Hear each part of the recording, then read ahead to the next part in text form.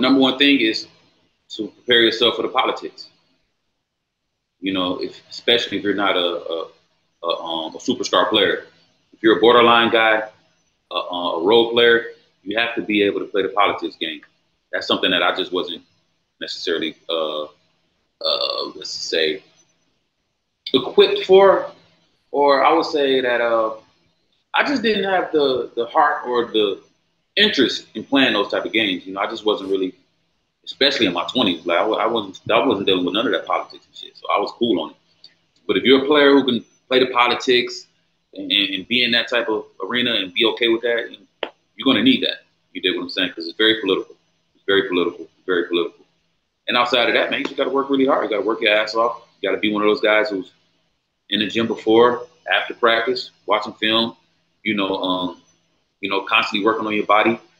Staying out the streets. It's a lot of things that goes with it. Because not everybody's going to be a superstar. But if you're going to be a guy who played 10, 12 years, for one, you got to be able to, play the game. If you're one of those guys who's okay with playing a political game, yeah, it's for you. You can be okay. Like I said, I struggled with it, and ultimately, you got to be a great teammate. You have to be a great teammate. And that's a part of the politics, but ultimately that's just being a good person, being a good locker room guy, being a good role model, adding value to the team. Things that, superstars might not necessarily, I would say you got to do things that, other people aren't doing, what I'm saying, as a role player to stick around in that league. Yeah, I think those are the main things. You just got to work your ass off, man, and have faith. Yeah, for sure. Yeah. So when you say political, what do you mean exactly? That certain guys are gonna have certain minutes no matter what you do as a role Yeah, player? you got to be okay with knowing that, hey, you just bust superstars.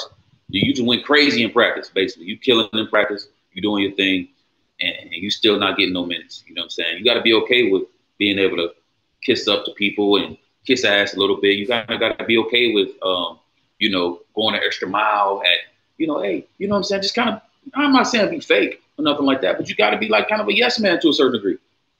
I'll use an example. Jared Dudley is a perfect example. Good player, was a good shooter, but he's a guy who played the game. He made sure that he was,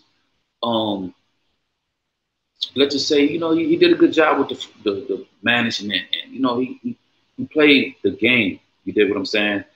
I wasn't willing to play the game. You know what I'm saying? It's like, so you kind of got to be one of those guys who okay with just kind of being, I understand. I think you get what I'm saying, bro. You know what I'm saying?